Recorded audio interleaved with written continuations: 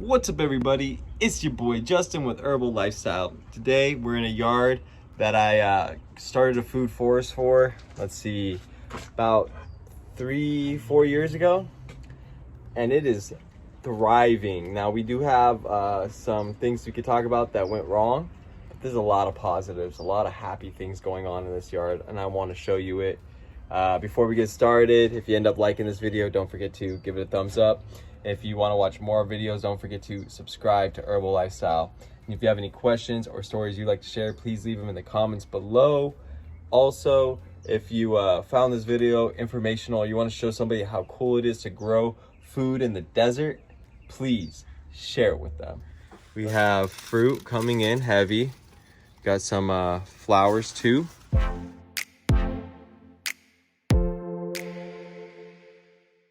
Our clients have been doing a really good job on thinning out their own bananas and then replanting them in the yard, which is what I always suggest. A lot of people have been selling their pups, trying to make a little profit. Just grow more bananas, guys. It's awesome. Right over here is the Manzano banana, doing lovely. You can see we got some pup action. 1 and then 2, baby little pup. Sure there's gonna be more coming up, doing really well. This avocado made it from last year, survived the winter, survived the summer. We're hoping it's going to start thriving now. These are just avocados that you can get at your big box store. I believe this is like a Mexicola. We're just trying to see what will grow in this patch over here, because this patch has been struggling.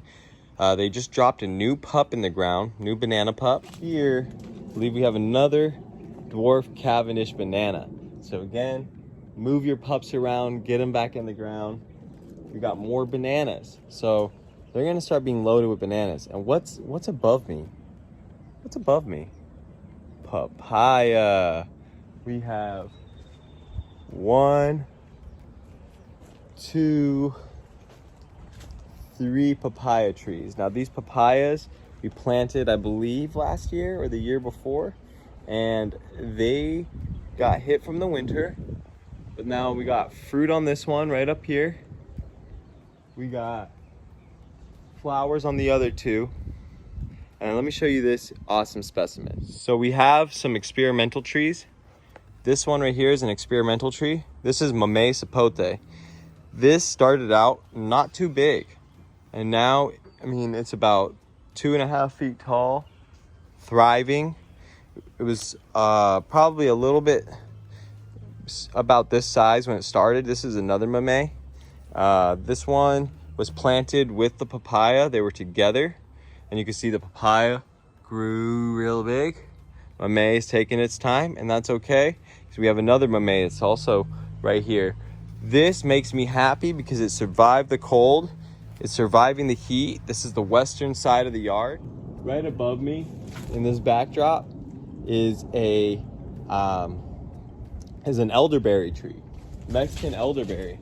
So this is flowering like crazy right now.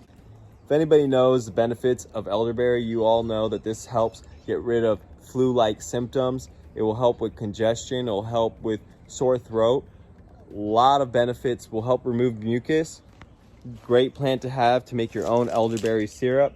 Right over here we have carambola, aka starfruit. No signs of flowers yet, but it's still looking really lush, really green, really happy. Again, western exposure. Helps to have this shed right here, playhouse, ash tree, so they can stay on the west side, get all that heat, all that love, but still get some dappled sun so that it can thrive in this condition.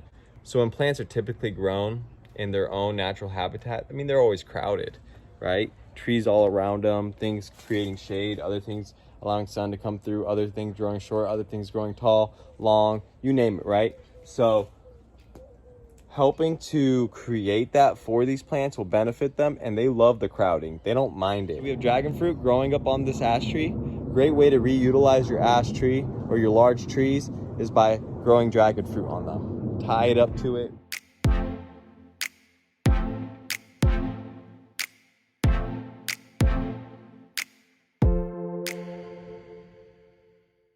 This is one of my most impressive plants. This is the pigeon pea, okay? This is growing in full sun. It's growing in full sun.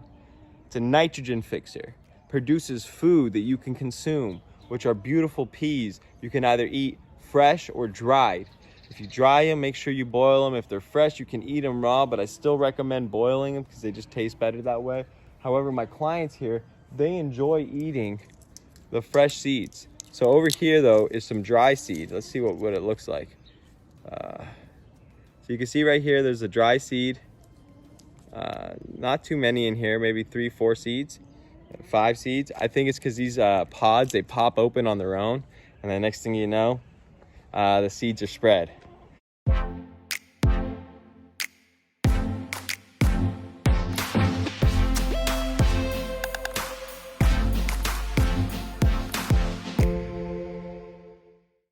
Back here was an apple tree they were struggling with.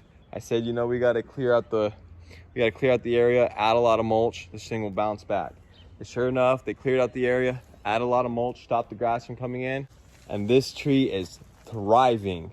And look at all these freaking apples. They were worried about this dead spot right here. There was some burning going on. So listen, we prune it the proper way, we do the right things, you won't have to worry.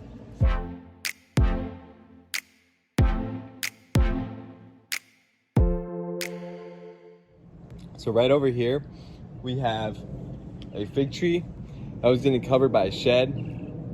I said, don't move the fig tree, move the shed. It's just really incredible to see the growth that happens. I haven't been in this yard for quite some time. They manage it on their own. People always ask me, Justin, how do you get so much fruit on a tree and it comes out so delicious and so juicy and so flavorful and full of nutrition? Well, it's easy. You just like this video. Yeah, go ahead. Hit the like button and you will see the results. The reason why these trees are producing so heavily and being so fertile, like this peach, doing so incredible. So there's a few reasons for this. The first reason is this property specifically gets flood irrigation. So if you're not watering your plants properly, that will seriously affect the way they grow. This place, they don't even have to worry about it. It gets watered every 2 weeks. Just on schedule, exactly how it's supposed to be, and all this stuff thrives off of the water it gets. Those of you that don't know what flood irrigation is water that comes from the city. It typically comes from water reserves that basically go through neighborhoods or farms or communities, and it allows water to flood through those homes, those properties, those farms, you name it, and that is what takes care of all the watering here. Now, depending on where you're located, you might not need a water or have a flood irrigation because you get enough rainwater. Being in Arizona, we're a desert, we don't see that much rainfall. However, our climates are so close to subtropical that we can grow amazing trees out here. We can grow a lot of beautiful things, but it requires a little bit more love and care.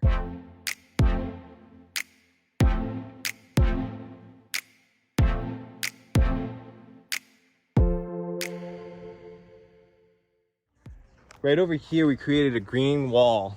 We did this with one passion vine, not 2, not 3, not 4, but 1. I mean, this stretches for a long time. And if we go to the other side of the yard, you can find a bunch of passion fruit. But even within this area, let's see here. Ooh, here's a passion fruit. Getting nice and heavy, starting to get its wrinkles in. I let them know that these will be ready as soon as they're nice and wrinkly or purple and wrinkly. You really want to wait for that, or else these are pretty much pointless to pick. This is passion fruit in Phoenix, Arizona, growing fanatically. This moringa tree grows very vigorously every year. We cut it back down to about the neck, and then you get these fresh green leaves. It's very tasty.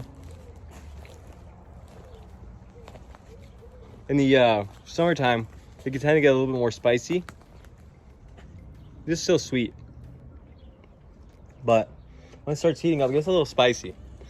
Kind of tastes like peas or horseradish.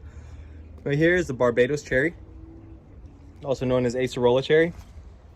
This is the second year it's fruited after being in the ground for only 3 years or 2 years. Great plant to have, loves full sun, gets really large, about 16 feet.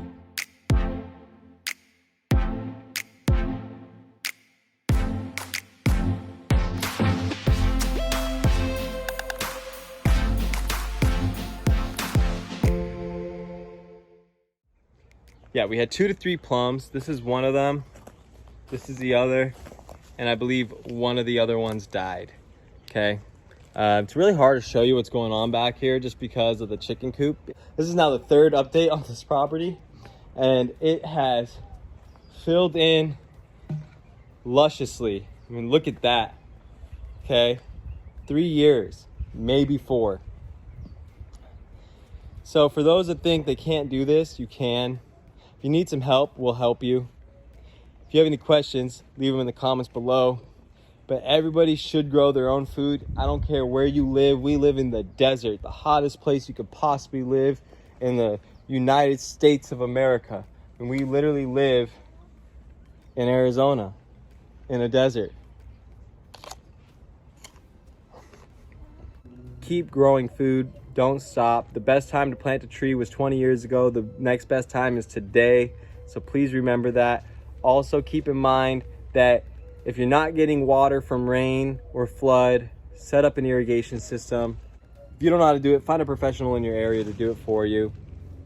If you don't know how to get a food forest set up, plenty of resource out there. And if you can't find anybody to help you, we will love to help you. You know, just go ahead and leave comments, send us an email, join us on Facebook, whatever it is, get a hold of us. We'd be glad to help you get set up with your own food forest, irrigation. In this yard, we still need to install a water feature. We haven't gotten to that point yet. Grow your own food, live your life free. If you like this video, give it a thumbs up. If you want to watch more videos, don't forget to subscribe to Herbal.Lyf.styl. If you have any questions or stories you'd like to share, please leave them in the comments below. And if you found this video informational and you want to show somebody how cool it is to grow your own food in a place like Arizona, please share it with them. This is what we're looking for. We just want to spread knowledge and information and eat good food, nutrient dense food. This is your boy Justin with Herbal.Lyf.styl. Live your life free and keep on growing.